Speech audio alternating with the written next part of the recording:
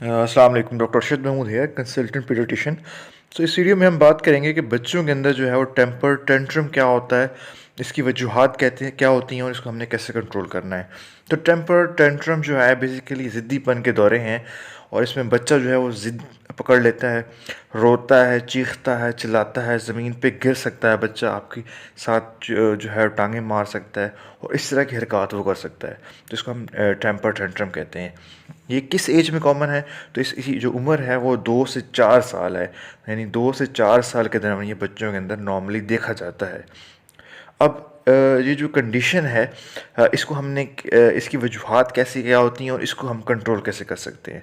तो इसकी वजूहात बेसिकली ये है कि जो बड़ा बंदा है वो तो अपने जज्बात को, एहसासात को वो एक्सप्रेस कर सकता है, लेकिन बच्चों के अंदर ये चीज़ नहीं होती। ख़ासकर इस एज के अंदर 2 से 4 साल की उम्र के बच्चों के अंदर वो अपने जज्बात को, अपने एहसासात को प्रॉपरली एक्सप्रेस नहीं कर पाते। तो फिर वो इन चीज़ों की तरफ आ जाते हैं कि वो अपने आप को एक्सप्रेस करने के लिए रोएंगे, चीखेंगे, चिल्लाएंगे या ज़मीन पे गिर जाएंगे।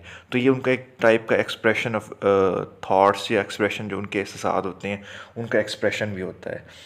अब बच्चे के अंदर जो है ये चीज़ें कंट्रोल करने के लिए हम कुछ चीज़ें कर सकते हैं जिससे ये चीज़ें कंट्रोल हो सकती हैं।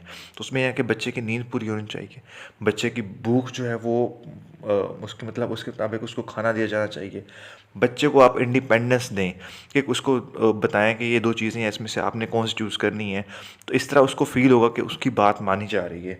बच्चे को आप स्पेस दें कि बच्चे को जो है वो कुछ ना कुछ उसको करने दें, उसको कुछ अपना चीज़ें जो है वो करने दें, लेकिन वो आपके सुपरविजन के अंडर होनी चाहिए।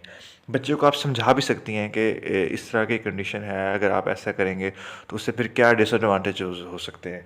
तो बच्चों को समझाना भी एक अच्छा तरीका होता है। अब अगर तो बच्चे की कंडीशन जो है ना वो 4 साल के बाद भी ये रहती है कि 4 साल के बाद भी बच्चा इसी तरह कर रहा है, तो उसको दौरे पड़े जा रहे हैं, तो दैट इज़ नॉट नॉर्मल। तो उसमें बच्चे को आपने डॉक्टर को दिखाना है।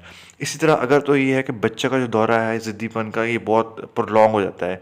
नॉर्मली बच्चों के अंदर ये 5-10 मिनट के लिए रहता है, लेकिन ये लंबा अगर हो जाए और मुसलसल हो जाए और उस दौरान बच्चा अपने आप को या किसी और को चोट पहुंचाए, तो ये भी कंडीशन नॉर्मल नहीं है। इस तरह अगर बच्चे के अंदर कोई सुनने का मसला है, दिखाई देने का मसला है, तो और या कोई और चीज़ बच्चा दिमागी तौर पे अपने उम्र के बच्चों से पीछे है, तो इन सब कंडीशन में ये एक नॉर्मल चीज़ नहीं है, आपको डॉक्टर को दिखाना है। लेकिन अगर बच्चा वैसे बिल्कुल ठीक है और ये 2 से 4 साल की उम्र में हो रहा है, तो फिर कोई ज़रूरत नहीं है। फिर आप जो है इसको, आप जो चीज़ें बताई जा रही हैं इन पे अमल करें और वो ठीक हो जाएगा। अब इसमें 3 स्टेप है। एक तो मैंने बता दिया कि आप जो चीज़ें करेंगे उससे उम्मीद है कि ये दोबारा ज़िद्दीपन के दौरे बच्चे को नहीं पड़ेंगे।